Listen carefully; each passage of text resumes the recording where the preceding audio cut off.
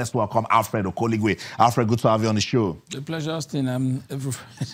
Sorry I couldn't make it last week. Oh, it's okay. It's okay. We forgive you. But you heard Sunday Oli say, let's begin with the World Cup. I was still in the World Cup vibes. Sunday Oli said, couldn't describe the feeling at the World Cup. He says, it's an overwhelming feeling. Is the like those in the film industry, I will say like the Oscars, the biggest thing that can happen to any footballer is to make it to the World Cup. And if you look at history, is replete with very, very exceptionally good players that couldn't make it to the World Cup. And it's each time they are talked about, not in the same breath as those who have tasted the World Cup, played the World Cup, and won it. In fact, if you win the World Cup, we talk of the class of '94 for Nigeria that was the first team to go to the World Cup. Yeah. Till today, as we speak, they are still reaping the benefit of that achievement. Now, just imagine if you win the World Cup, it will automatically confer legendary status to you. Even as you are alive, you are being celebrated to the end of whatever it is. Pelé today, the limbs can no longer carry him. But he's still a global icon. When you still get to struggle to take him to where the I said, no, I can't call. No, we'll provide the means for you to go. I mean, that is what football. That is what. Same with Diego Armando Maradona. You know, each time I see the class of '94, when you see Finidi George, Daniel Amokachi, God bless his soul, Rashidi Yekini, Sunday Oli said, Emmanuel Amunike, Finidi, just something in you is begging. Can these guys just go younger? What a Peter Rufai, what a team we had back in the day, and it's all good. The current Super Eagles team also have some quality. We're believing that they can do something big at the World Cup. Let's get on with the show now, because we don't really have so much time to talk about match day 19 of the Nigeria Professional Football League. So much going down. We'll run through it. Enugu Rangers we take on Wiki Tourists right there in Enugu, and of course Kano Pillars will play Heartland coming out of big trouble with the LMC for what happened in Owerri in that match against Plateau United. Yobe Desert Stars will take on Kwara United. It's Abia Warriors versus Rivers United. Sunshine Stars will host Lobi Stars. Match day 19 of the Nigeria Professional Football League. We play Aqua United. That's going to be a very big one. And Aqua will not be traveling so far because they are going to the UJS Stadium in Calabar. Go round. We play FC Fine Uba. Tornadoes will play MFM. Let's see what MFM can do with this match. El Kanemi will take on Nassau United, while defending champions Plateau United will take on Katsina United. Eimba and Aqua United should get us talking. Tough game. These are two of the teams that took part. They represented us on the continent. Eimba, the only team from that group to still remain on the continent. Aqua, I think, on the strength of their loss to El Hilal in the CAF Confederations Cup, we really have something to prove back on here, because that team, the makeup of that team is as good as any team.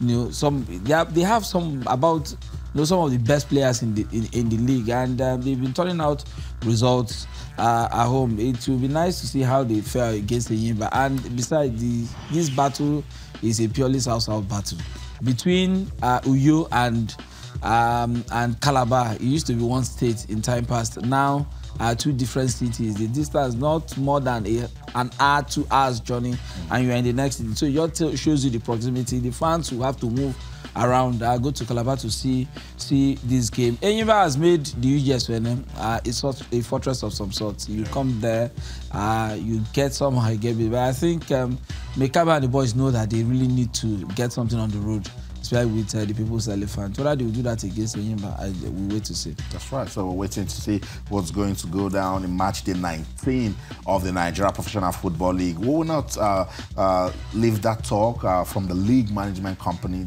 We said they need to go hard.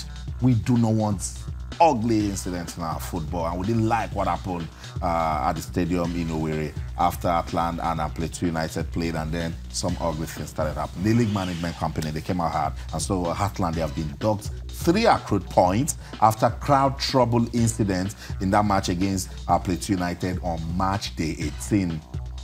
Yes, football followers are saying more should be done, but this we passed a message to everybody that the LMC means business this time around. So we need some sanity in our league football. I want to commend the LMC for the consistency. We've seen it done in the game involving Sunshine Stars of Akure. An incident early in the season in Akure attracted the same punishment. And I think it has gone a long way to keep the fans in check. I was shocked when I went to Akure and I saw a game in Akure, a very difficult game against Wiki Tories.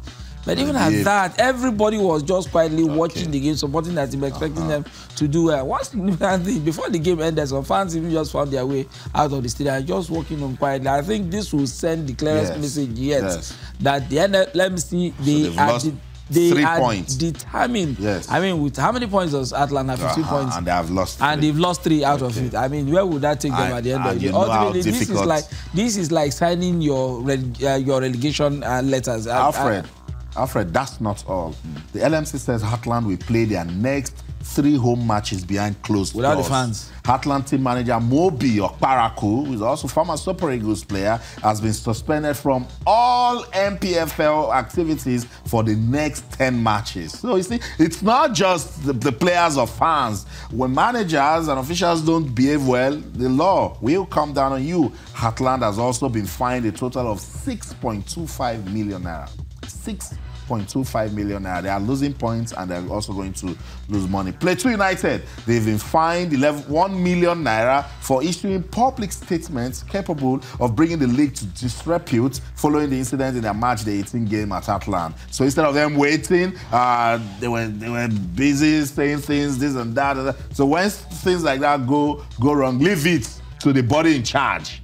Just be peaceful, don't cause problems. The league management company will handle that. MFM have been fined 1 million naira for encroachment onto the field of play immediately after their match against Rivers United. So fans of MFM, you see, it's not needed. MFM has also been fined another 1 million naira for failing to provide adequate and effective crowd control in the course of the game versus Rivers United, and for failing to control and ensuring proper conduct of their MFM will further pay a fine of 1 million naira. That's 3 million naira. This thing should bother clubs, even if they think that, oh, it's small money.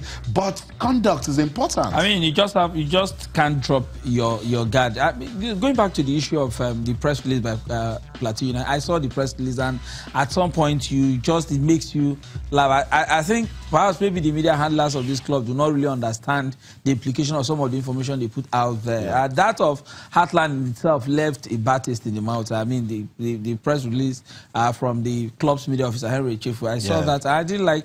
I think what the message to this club is that it's no longer business as usual, where you make unguarded utterances and you put out things in the media that are not consistent. So the word is that media officers too should be guided.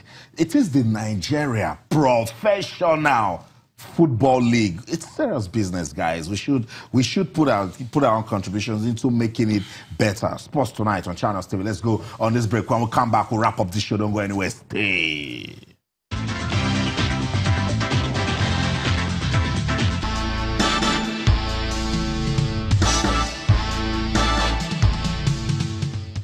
Welcome back, Sports Tonight on Channels TV. Before we leave the studio, let's let you know that the Nigeria National League, the NNL, will be back tomorrow, Alfred, and what a way to come, giving Lagos fans a derby.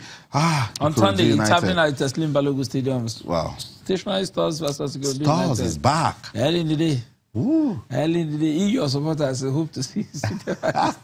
So, yeah, Stationary Stars are taking on Ikorodu United. There are a lot of fixtures in the NNL.